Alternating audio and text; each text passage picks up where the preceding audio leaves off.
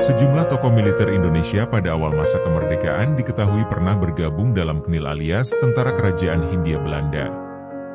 Mengutip dari laman historiek.net, majalah online berbahasa Belanda, Koninklijke Nederlands, CH, Indische Leger atau yang disingkat KNIL adalah Tentara Kerajaan Hindia Belanda yang berdiri dari tahun 1814-1950.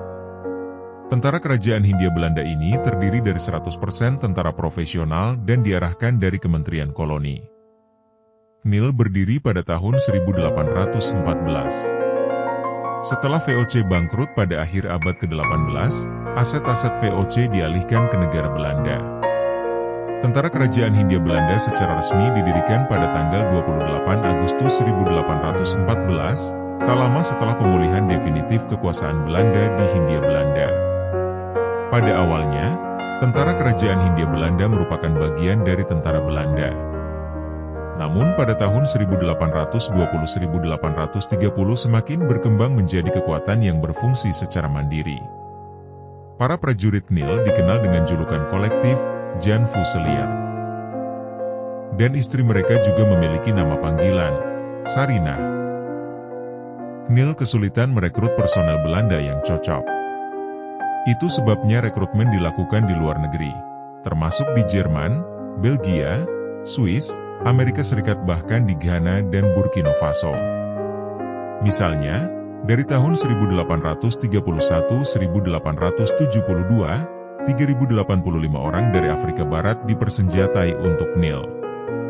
Penduduk Kepulauan Indonesia, seperti Maluku dan Jawa, merupakan bagian terbesar dari personel militer KNIL. Dari tahun 1814 hingga 1909, Depo Werf Kolonial di Harderwijk menjadi tempat berkumpulnya para prajurit yang akan berangkat ke Hindia Belanda di Eropa.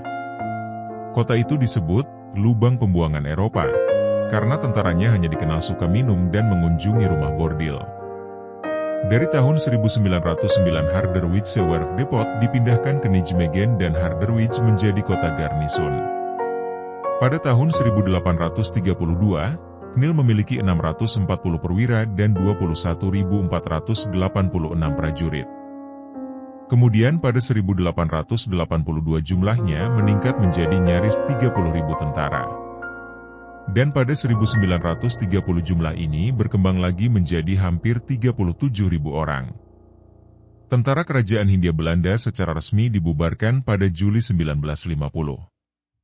Ini karena kesepakatan internasional yang dibuat selama konferensi meja bundar, Agustus-November 1949, di Den Haag. Para prajurit dan kepemimpinan mereka kemudian dipindahkan ke Tentara Kerajaan Belanda. Beberapa personel KNIL yang kebanyakan orang Maluku dan pribumi dipensiunkan, diberhentikan atau dikirim ke Belanda. Sejak tahun 1951, banyak mantan tentara asal Maluku datang ke Belanda dari tentara ini.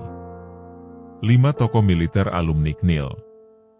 Disarikan dari berbagai sumber, alumni KNIL pernah memegang sejumlah peranan penting dalam militer Indonesia. Beberapa tokoh tersebut antara lain: 1. Soeharto. Soeharto lahir 8 Juni 1921 di Kemusuk, sebuah dusun yang berada di Desa Argomulyo, Kecamatan Sedayu, Kabupaten Bantul, Yogyakarta. Soeharto merupakan Presiden Indonesia kedua yang telah menjabat selama 32 tahun menggantikan Soekarno. Melansir dari Tempo, setelah menginjak usia remaja atau sekitar 14 tahun, Soeharto tinggal di rumah Hardjo Wijono, sebelum akhirnya kembali ke Kemusuk. Di kampung halamannya, ia melanjutkan pendidikan setingkat sekolah menengah pertama di SMP Muhammadiyah di Yogyakarta. Saat usianya menginjak 21 tahun, pada 1942 Soeharto mendaftar dan diterima menjadi anggota KNIL. 2. Mangkunegara VII.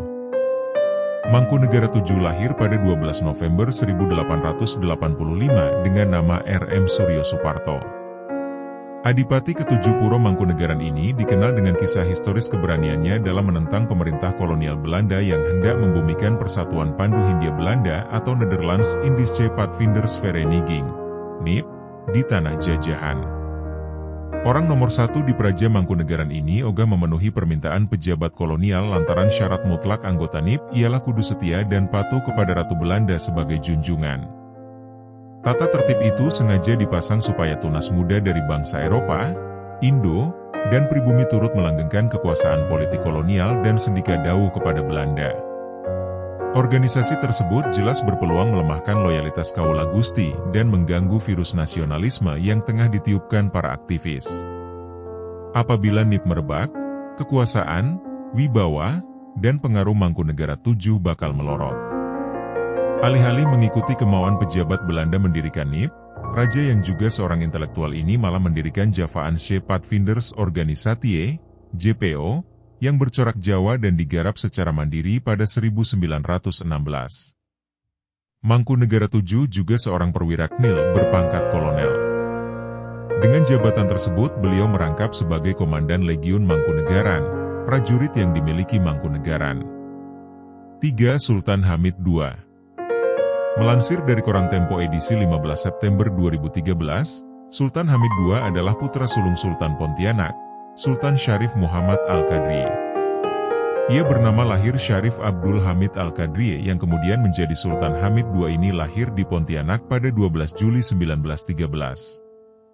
Ia merupakan Sultan ke-7 dari Kesultanan Pontianak. Sultan Hamid II juga sempat memperoleh jabatan Adjudant in Buitenverenigde Bijhaan Koningin der Nederlanden, yakni sebuah pangkat tertinggi sebagai asisten Ratu Kerajaan Belanda dan orang Indonesia pertama yang memperoleh pangkat tertinggi dalam kemiliteran. 4. Oerip Soemoharjo. Melansir dari Koran Tempo, Oerip Soemoharjo lahir pada 23 Februari 1893 di Purworejo, Jawa Tengah. Dia mengawali karir militernya di Tentara Kerajaan Hindia Belanda atau KNIL. Di antara rekan-rekannya, seperti Abdul Haris Nasution dan Gatot Subroto, Oerip menjadi yang paling menjulang. Oerip sekaligus satu-satunya orang Indonesia yang mencapai pangkat mayor di KNIL. Pasca proklamasi, pengalaman di ketentaraan membuatnya terpilih sebagai Kepala Staf Tentara Keamanan Rakyat. 5. Abdul Haris Nasution. Menurut laman Ditz.Kemdikbud.go.id, Abdul Haris Nasution lahir pada 3 Desember 1918 di Kota Nopan, Tapanuli Selatan, Sumatera Utara. Nasution berasal dari keluarga petani. Ia pun kemudian tumbuh besar dan sempat menjadi seorang guru di Bengkulu dan Palembang meskipun akhirnya ia memilih berkarier di dunia militer.